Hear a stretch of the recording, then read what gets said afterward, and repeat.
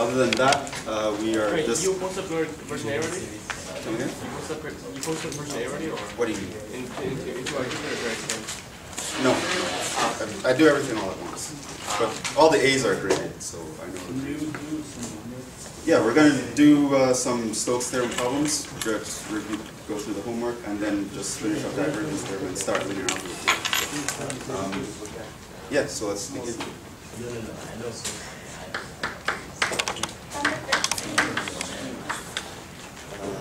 So I'm going to ask the questions again.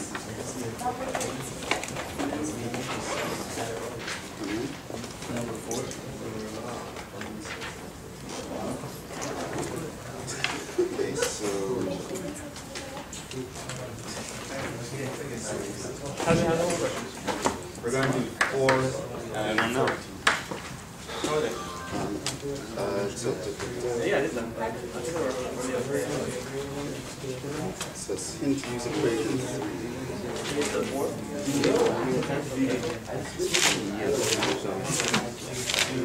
Okay, so let's start. Number 4.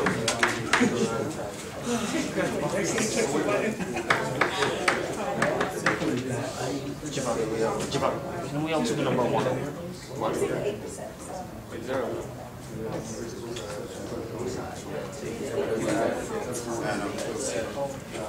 So here we have e to the xy cosine z. Number 1, you have to realize that cosine of 2 theta minus sine 2 theta is equal to cosine of 2 theta.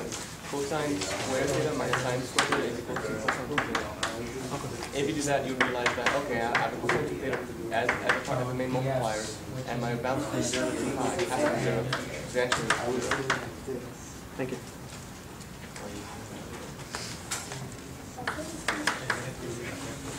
And it says find that.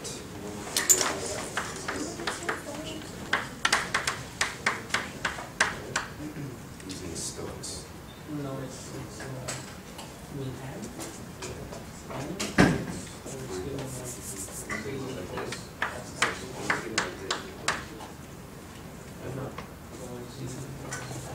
Okay, so equation 3 in the question that's referring to is the one that is basically the concept I was telling that you can pick and choose what surfaces to do. So let's just jump into that. So we know that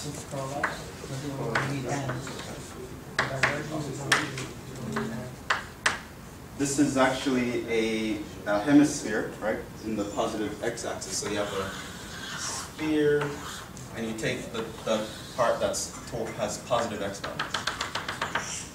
So you have this part of the sphere. No, I got it. Right. And your normal vectors are pointing in the positive x direction. That's what they said. So that means the right-hand rule actually tells you that you're going around the curve in this direction. Which is also my direction. If you look at the surface downwards. So it means that in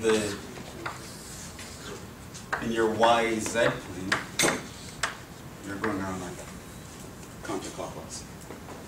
Okay. So then by Stokes theorem, the double integral of curl f dot ds is just going to be to the single integral of f dot dr, where C is given by that circle, right? Which is a circle of radius 1. R t is equal to the x is 0. The y I can let be cosine. The z I can let be sine. Question. Yeah. Can't you use the known vector of the like make the like circle cutoff area as like a plane, and then just do the known vector of that plane? Why? So because it's just in 1, 0, 0. In that case, you only care about the I component of your curl. I don't need normal vectors at all. Why would I look for a normal vector? Well, it's easier. It's 1, 0, 0. 1, 0, 0 of the plane that's cut off, that doesn't exist, but you pretend that it exists. Okay. There'd be no difference. Yeah, but it's just easier. You can do it that way though, right? He's doing it directly. The question says to use Stokes' theorem. Yeah. You're talking about doing it directly. If I had to do it directly, I wouldn't need Stokes' theorem. No, I'm not talking about doing it directly. In Stokes' theorem, you need a normal vector of the wait. Yeah, you do need a normal vector. They said I have to compute this using Stokes' theorem. Yes. To compute this directly, I'd need a normal vector and all that. But TS is equal to Can you use Stokes' yeah. theorem to establish the equivalence of that with And the curl F with the plane that is encompassed by that circular region bounding? That's true. That's one way you can do it, I guess. But I would probably jump to the line integral. Okay. That's an alternative way. I guess you can do it that way. That's So, let's see. So your dr would be 0 minus sine cosine. And so your f rt would be equal to what? If x is 0 and z is sine, so I would just have cosine of sine. And then here I have x is 0, so that's 0, that's 0. And so now if I take f dot dr, I would actually get 0. This implies double integral over s of curl f dot yes is equal to the single integral of 0. You're saying the other way was easy? Is this, Yeah, it was. Yeah, is this the structure or is it directly? Huh? The thing is, it feels like you're not doing Stokes' theorem. Stokes' theorem is curl f dot n and dA, right? Stokes' theorem says this is equal to that, Oh, that's right? So in other words, Stokes' theorem says, in order to compute this, I could alternatively compute that. okay. So that's how I do the thing. Now you can also say, instead of using this surface, just use Stokes' theorem to say, well, any surface would work, and you can take the plane to be your surface, and then find this directly. So either way encompasses Stokes' theorem. Yeah, they're both sort of equivalent. But if I had to guess when they phrase this question, I would think of doing it this way. Oh. Because when I think Stokes' theorem, I think this equation. Oh. What we're thinking of, that whole switching surfaces thing, it's sort of, you can think of it as a corollary to Stokes' theorem. You know, it's just something that is follows immediately. You know? Stokes' theorem actually gives you this equation. How do we know which equation for Stokes' theorem is easier for a problem? What do you mean? Like, You mean which integral is easier to compute? Yeah. That's what I'm saying. How do we In the know? beginning, you don't. So you just have the skill of knowing which one, intuition in a sense. Like you sort of did like the line integral way, right? Yeah, because I'm saying if I did this directly, I wouldn't need Stokes' theorem. Like if I just wanted to compute this and I found the normal vector and blah blah blah, I wouldn't need to apply Stokes' theorem. Right? I would just do that. This is a regular surface integral. If I want to do it directly by finding normal vector and blah blah blah, I don't have to know that it's I equal see. to that. So you're saying that Right? So I wouldn't need to apply the theorem. So you're So saying that we're confusing Stokes' theorem. how would you compute this directly? I would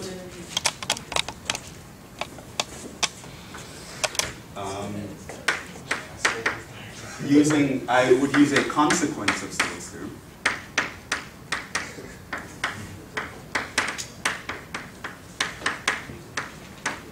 And use the surface S to be x equals 0 or y squared plus z squared is less than equal to 0. So essentially we can. So then this would mean that my normal vector would be 1, 0, 0. Right? Because now I'm using this surface, so my normal vector is here and is pointing directly in the x-axis direction. Right? And so now I would have to find the curl of f, which to me seems pretty annoying, but Wait, for y squared plus z squared is less than equal to 0, shouldn't our, less than or equal to 1. oh, Yeah. Yeah. You only need to care about the I component. You can ignore the j and k component. Yeah, you could ignore these if you did that, but still, when I look at that, I wouldn't want to take the curl, which is another reason why I would jump to that way applying the theorem. Yeah. Curl, you have to do I, j, k times. Yeah, but I get your point though. Partial with respect to y. It seems like we confuse between the formula and that. So. Yeah. Yeah. I So mean, this is, technically, to do this, you're not really applying Stokes theorem. You're just saying, well, Stokes theorem would imply that any surface you choose that has that boundary curve, we could use that. So actually, right? So it's not a direct, it's just a consequence of Stokes theorem. You're not actually directly applying it. So then here you e to the xy cosine z x squared z xy.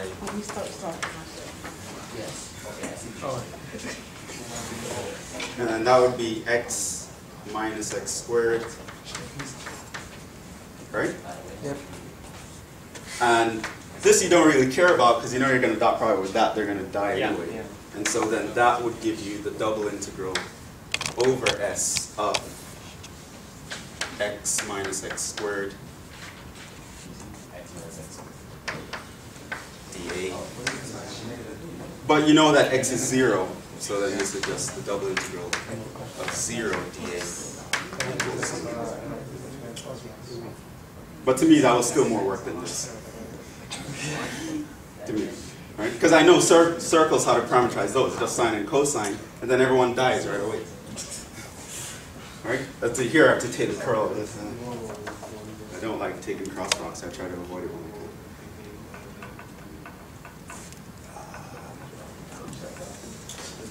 So that's number 4. So if someone says use Stokes theorem gives you this equation. So if someone asked me to compute this using Stokes theorem, I would actually compute that.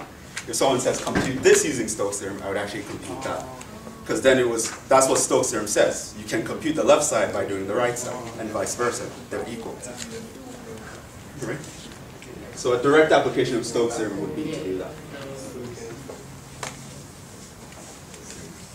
On the final, will there be a question like that? Possibly. On the final, they're going to ask you to do both ways. So, like, They're going to say, do this in part A, and then do that in part B, and show that the answers are the same. No, but if they did it directly and it didn't Yeah, so they would say, on the final, they usually ask you to compute this in 2 ways, directly and using Stokes theorem. So you compute this like this, and then using Stokes theorem means you compute that for part B. You usually have to do both ways in finals. Can you use that method that you just did with the cross products, like on the final? Is it a valid answer? If they say to do this directly, then no, you cannot do Okay, this. but using Stokes theorem, you can use that method. Yeah. Yeah. But we're in the final. So for the part B, I would actually switch the surfaces, right? Don't think of the hemisphere. Think of the actual YZ plane. Would you recommend we do the theorems first, like Green's theorem, Divergence theorem, Stokes theorem first, just to get out of the way? You could. Depends on. I recommend that you do whatever is easiest for you first, right? So if you're actually pretty good at Green's theorem and Stokes theorem, then yeah, I do those first. You always want to get your momentum going. You skip through the test and kill whatever is easy for you first, and then you go back and worry about the harder people.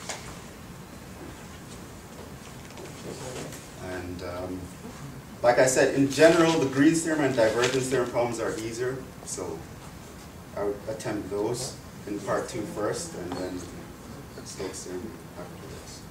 Let's see here, okay, 13. So we have a particle that moves along, blah, blah, blah, back to the origin.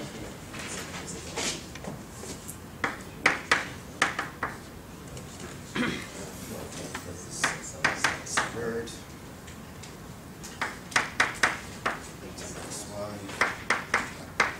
Squared. yeah.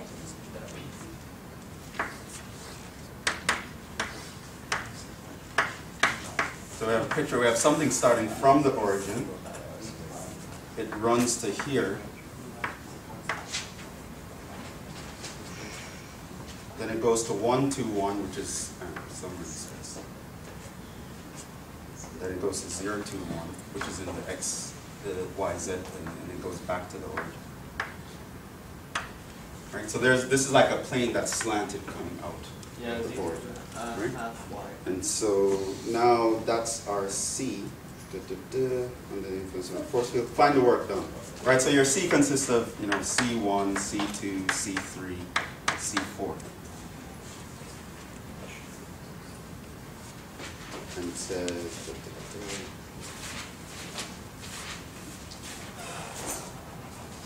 find the work done. So you can either do F dot dr along each of these curves or apply Stokes theorem, because, you know, we're in the Stokes theorem section. Which means I'm going to try to find the normal vector to this plane. My right-hand rule tells me that the normal vector is actually going to be pointing in the negative y direction. And I'm going to use that as the normal and this plane as my surface. And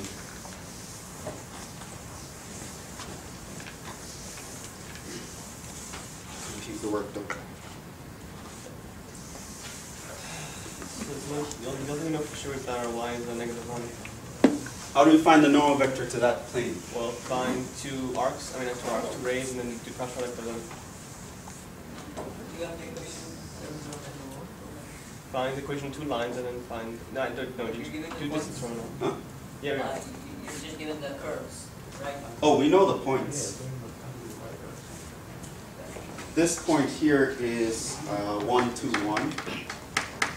This point here is 0, 2, 1. And this is obviously the origin. And this is 1, 0, 0.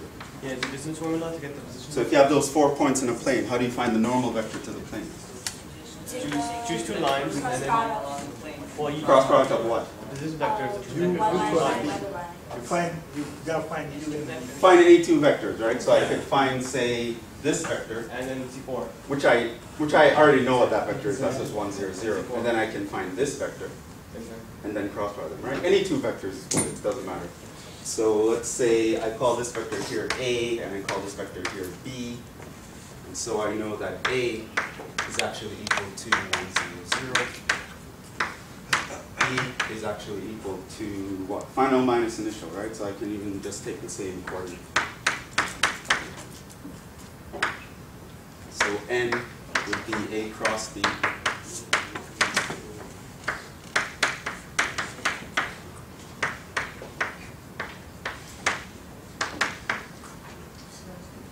Zero, minus 1, 2, right? And that's actually the one I want. My y component is negative, so that is actually the correct normal vector. But here I have a 2, that's sort of weird. Why you use the point 1, 2, 1 to find the vector? The point what? The point on the top, 1, 2, 1. Arbitrary. Or if you use that one, you're gonna find two different, Yeah, they're the same thing. Any two vectors used in that plane. Any two vectors in the plane is parallel to the plane, take the cross product. Yeah. I arbitrarily pick. So, for example, if you chose 1 to 1 as one of the variables there, you have to choose the other one as the origin?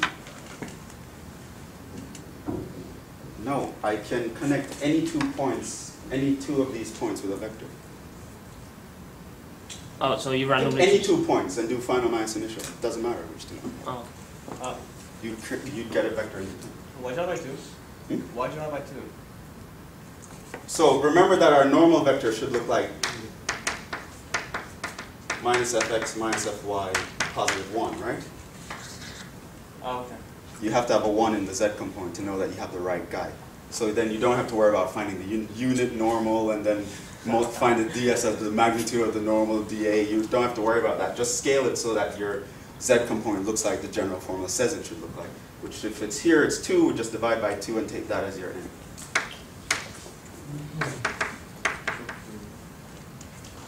Right? So if I actually went further and found the equation of the plane and then I did this formula, this is actually the vector I would get. So now I can just find the curl of f.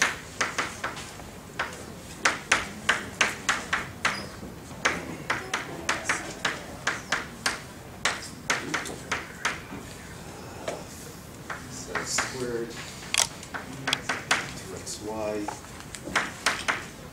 squared. And so this is 8y 0. This is 0 minus 2z plus 2z. And this is 2y.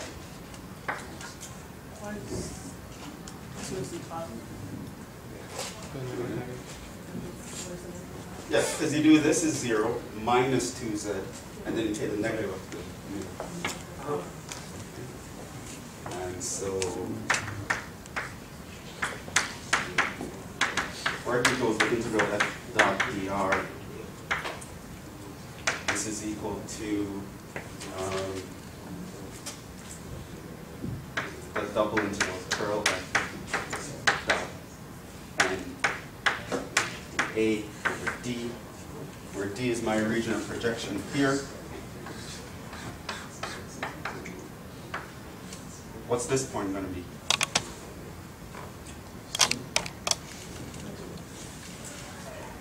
The point in the xy plane, that's below this one. It's 1, 2. Hmm? 1, 2. 1 x equals 1, y equals 2. 1, 2, 0. There, yeah. Wait, what? Okay, so this is going to be the double integral over d of the curl. We know that is 8y times 2z times 2y dot product with 0 minus a half, 1, 8. This is equal to. So that defines a rectangle. My x goes from 0 to 1, my y goes from 0 to 2.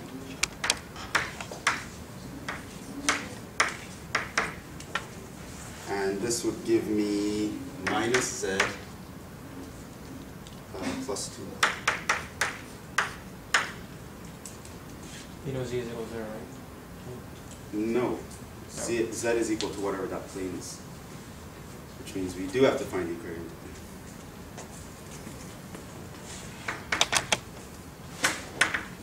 Equation of the plane. You don't need to, just look at the x and y. Oh, yeah? Just look at the intersection y.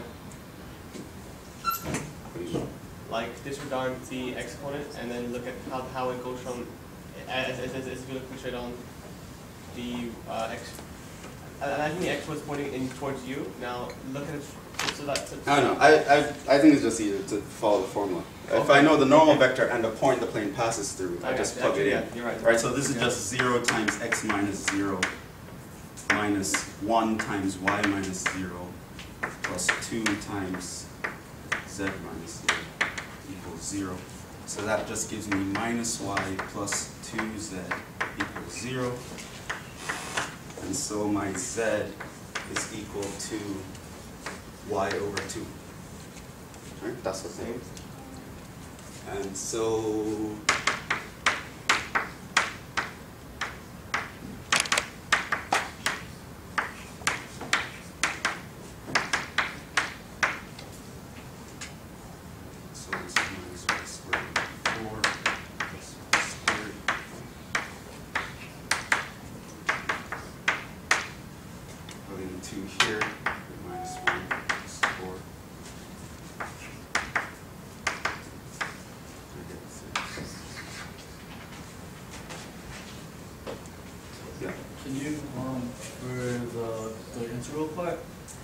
set z equals to 0, so then you're looking at the projection of the plane in z equals 0 plane.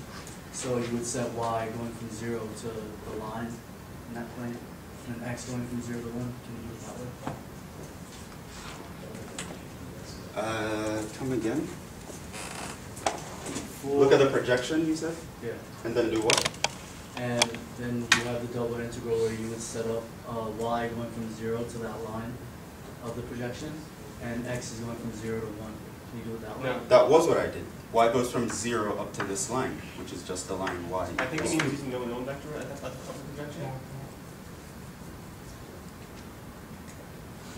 Wouldn't it be like a slanted line though in the xy plane? No, my y coordinate remains constant at 2. I go from 1 to 1 to 0 to 1. The y value doesn't change. I'm running as a horizontal line index. So it's not a slanted. Yeah. Where you have take n equals 0 or minus half and 1, what allows us to do that? But wouldn't it make it n over 2? Because our n originally is 0, minus 1, and 2. These normal vectors are parallel. For most purposes, they're equivalent. In our formulas, we are given this restriction. So I want to make it look like that restriction. Right, but after you took... Alternatively, you can see why I had to pick this as a normal vector is to take this. Here's the actual equation of the plane. Now, if I take the partial with respect to x of that and the partial with respect to y of that, if I apply this formula to this guy, I actually get this vector. Right? But I could know that from the beginning because I know my formulas dictate that there should be a plus or minus 1 here. So I make sure I get a 1 here. And how do I get that? Just scale it. Right? It still has the same direction but different magnitude, and it's going to matter what magnitude it is. But if you use y as a function, then it'll be perfectly fine. If you use y as the function, So then y would equal 2z instead of Y z equals equals y. y yeah, equals 2. but then everything would change. Your region of projection would be in the xz plane. And you get a different rectangle, and you pretty much do Wouldn't the that same. be easier since like it's like whole numbers, everything's like more rounded if you do that way. And Yeah, but remember, I did this afterwards. I didn't really do this when I was doing the problem. Right? When I did the problem, I found my normal vector by doing this way. And then I know I just scale it to that. It's afterwards I realized over there that I actually need to know what z is. That's when I came back and did this. So I guess if I did this first, then I would have done it the way you did it and just solve for y instead of z and continue that way. But a priori, I didn't know I needed that. But even when you solve for a normal vector, if you get one in any other region besides a z, can you just take it as a function of x and z instead of Oh, you mean x, y? here Yeah. when I have the -1, just Yeah. immediately consider it as, Yeah, the function of x and z instead of yeah, you could. How did you get the limit? Region of projection. Wait, what do you mean immediately considering that x and z? She's saying because I already have the -1 here, I should instead just think of my n as the following. Then you need to change the region, fx minus 1 fz, the xc plane. right? Okay. And that way I didn't have to scale it and get a half Yeah, here. then But to me, it wasn't really a big deal. But if you do this, like I was saying, you need to change the region of projection. You'd have to think of everything now in the xz plane, as opposed to the xy plane. no, so it's It's- still rectangle. No matter what flavor you like, it doesn't matter. Yeah, it's pretty much the same thing. The minus a half wasn't bothering me much, so it didn't. But yeah, you could do it that way. Just interpret this as that, and then just do everything in the xz plane. You could have done that.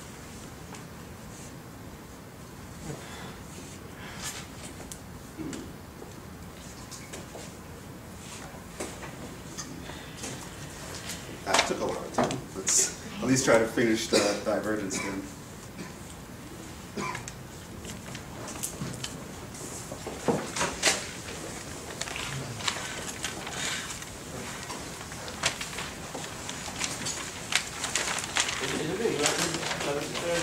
Come again?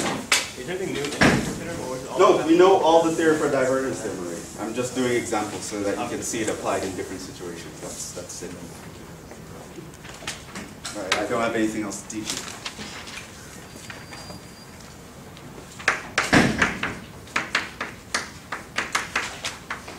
I'm going to jump straight into another example.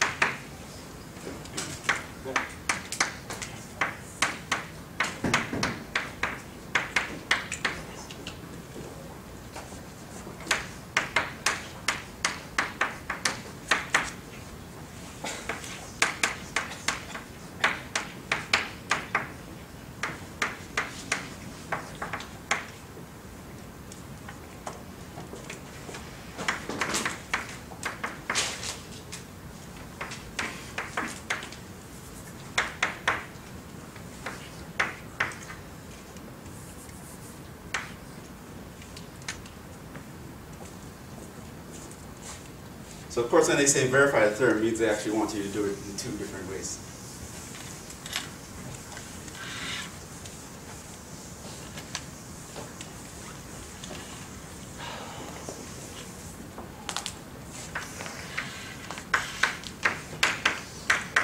So recall what divergence theorem says.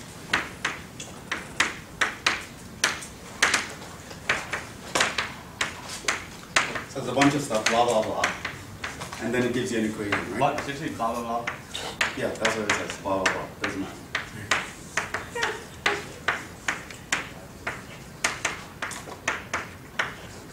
Right? So once certain conditions are fulfilled, that's the equation, right?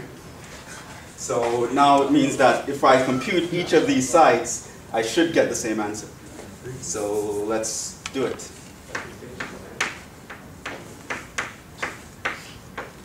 Remember, this guy is also referred to as the flux. Right? So if you see that they ask for the flux in an exam or something, they're actually talking about this integral. Right? And if you see them ask about work, they're talking about f dot dr, right? The single integral f dot dr. And so, okay, let's do it. So what do you need for this? From the shaped surface. Right? Remember that this is equal to f dot n dA over the region of projection D. Okay. So let's look at what we have. We have a paraboloid.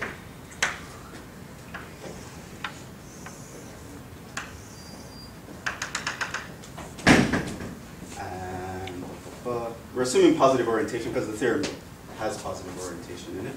So we're assuming our normal vectors are pointing out. So there are 2 surfaces. There's S1, which is actually the paraboloid, 4 minus x squared minus y squared.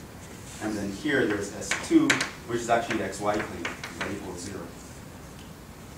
So I know here my normal vector is just going to be minus fx minus fy, positive 1. Here my normal vector is going to be fx, fy, negative 1, which just means 0, 0 equals 1. Here it's going to be 2x, 2y, 1.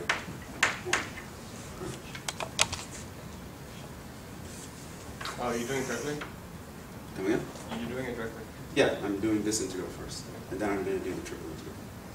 Okay. So for S1, I know that my double integral over S is going to be equal to, and again, the region of projection is going to be this D. I call that my region D, and so I'm going to switch to polar eventually because it's a circular region. So my F is that, dot product it with this. How do you know which way is oriented? Huh? How do you know which way is oriented? Oh, the theorem says positive orientation here. Right, it's a part of the blah blah blah. Right, divergence theorem says if we have a positively oriented closed surface that's a simple solid, blah blah blah, blah blah blah. This is true. And 2x, 2y, Question. yeah. In our next exam, do we need to do it directly again? In our next exam, do we need to do it directly again? Yeah, in the next exam, I'm going to ask you for both of these. Okay, again. So, in the next exam, it's a 45-minute exam. So there are 3 questions, and then I'll give you some bonus questions. And the first 2 questions are going to be divergence theorem directly and using a triple integral, then Stokes theorem directly using a double integral. So our last question. Something from linear algebra. Okay. Yeah, the next 2 exams are short and really easy. It should be. We could use the same, Come again? it's 100, Hmm? the same weight, right? Come It's the again? same, it's the same, it's 100, the same value. Yeah. And the same weight. No, I only have 3 questions. No, it has. He's asking if they weigh the same as the Does other. it weight the same? No, I don't think so. Wait, so exams 2 and 3 way less than exams 1 and 2? Oh, you mean like overall how they? Yeah. No, all the exams are worth Oh, the this same. does make sense. Yeah, they all give you 100 points. Yeah. Okay. Let's, I didn't get what you were saying.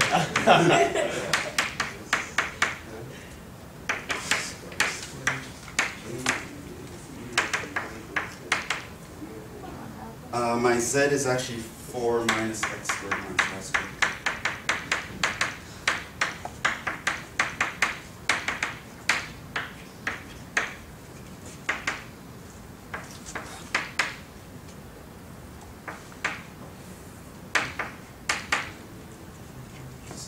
X minus 4x cubed minus 4x y squared.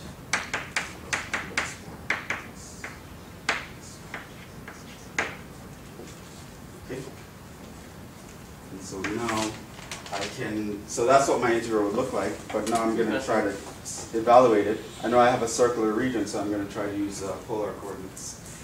So I would go from 0 to 2 pi, r goes from 0 to 2, and this would give me 16 r cosine theta, which I know is going to go to 0, I can pretty much ignore that, minus 4 r cubed cosine cubed theta, minus 4 r cubed cosine theta sine squared theta, plus 2r squared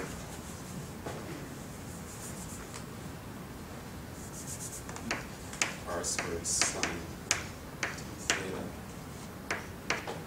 plus r squared sine squared theta, all r dr d theta. You should have hard one for yourself. Hmm? You should have hard one for yourself. What do you mean? It's really long.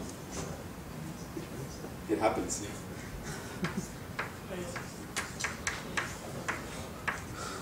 So, yeah, sine 2 theta will be equal to 0. So I know that's also 0, so I forget about that. This one, I know I can actually write it as,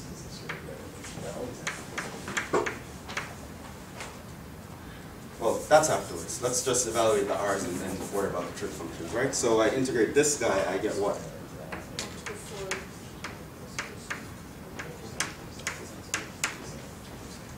And integrate this one, and I get r to the 4th, right?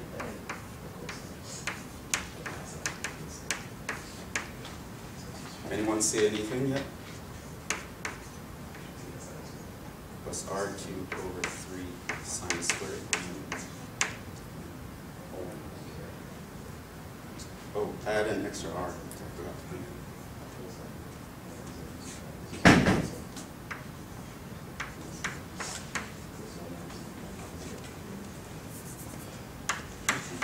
Isn't it originally RDR d theta? Yeah, the r that was here I multiplied in, so I get 4r to the 4th, so I get 4 over 5r to the 5th. This would be r cubed, so I would get r to the 4th over 4.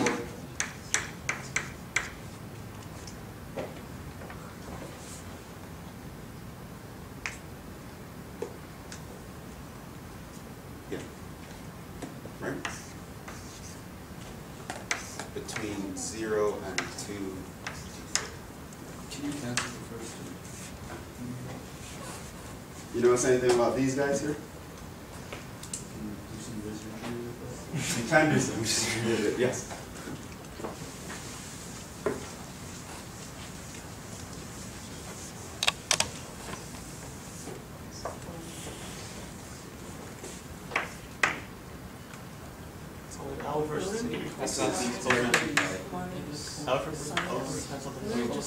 Take out the cosine, and then it's 1. Yeah, you could actually factor out cosine from here, and you'd be left with cosine squared plus sine squared. Factor out minus cosine. So this I could actually write as minus 4r to the 5th over 5 cosine theta. This whole thing simplifies to that. Right? And then I plug in 2, and I would get what?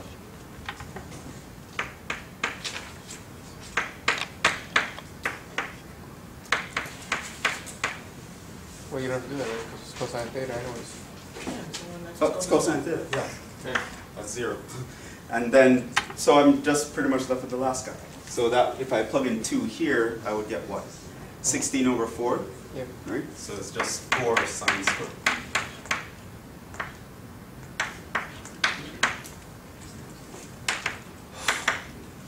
So I only tricked you that it was long and hard.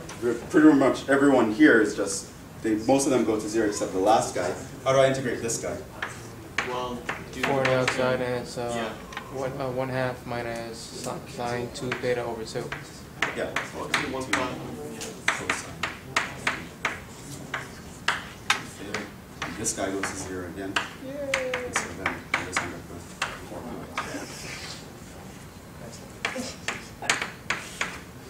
S2, maybe I should start writing over here.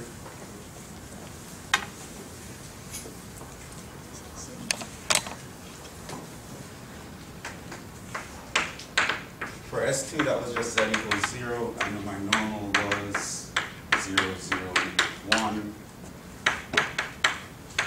What was F again? Was 2z? F is 2z, x, and then y squared.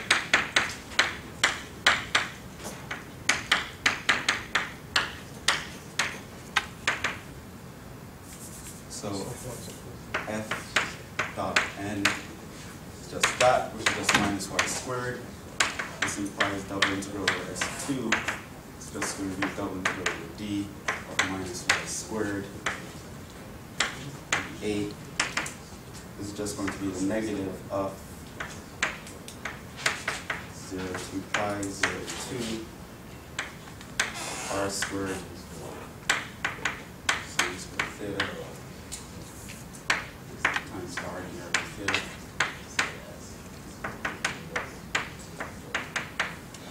That's going to give me r cubed, so I get r to the 4th over 4 times squared theta, 0 to 2 theta.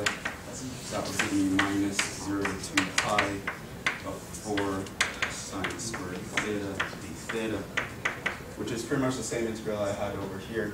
So it's just going to give me the negative of that.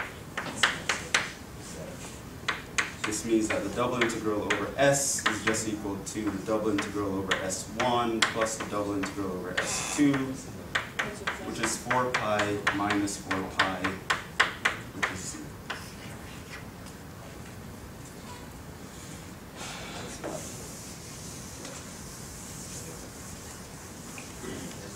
I think those are curls here, right? Coming up? I think the curl is 0. The curl No, is sorry, 0. that's really stupid. Never mind. Yeah, I know. It's wow, I know. It's If I'm doing the triple integral of the divergence of it over E, I know that the divergence of f is what? Partial with respect to x of that, partial with respect to y of that, partial with respect to z of that, just 0. Yeah. This implies double integral, so this implies that the triple integral over E of the divergence of f dv is just equal to triple integral over E of 0 dv. Another question. For the direct method, are we able to check it with the divergence of f equals 0? Like, you know. Well, I mean, whenever they ask you to do both at one time, that's sort of the point. You can know that you're right by doing that. No, but I'm just saying, like, you know how we knew it's conservative by the curl of that for Linear integrals? Is there any way to do that for divergence, or like for subsurface integrals with divergence? Or because it would save so much time if you just had to take the divergence of it to see if it was 0 or not. Yeah, you could, but the question asks you to do both ways, so it doesn't really matter. So we have to do all anyway. Yeah. The question said to verify the theorem, which means that you had to do both ways, you didn't have a choice. Sure, if they only told you to just find the flux, then sure, I'd just notice that right away and just be done with it. But here they actually force us to do both ways.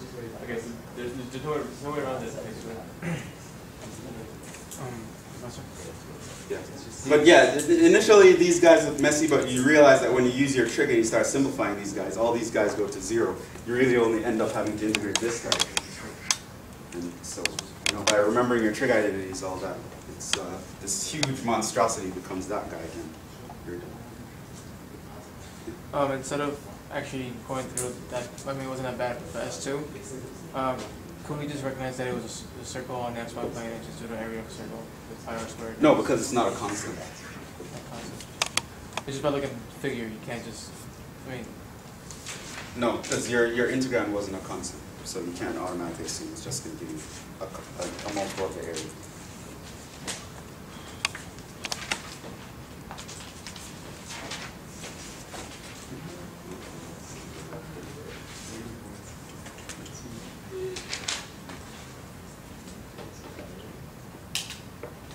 I think we'll stop there. Took more time to go through the homework and the quiz and all that than I thought. Anyway, so like I said, anyone who needs to talk to me about, stuff in the class or, their performance in the class should probably speak to me today.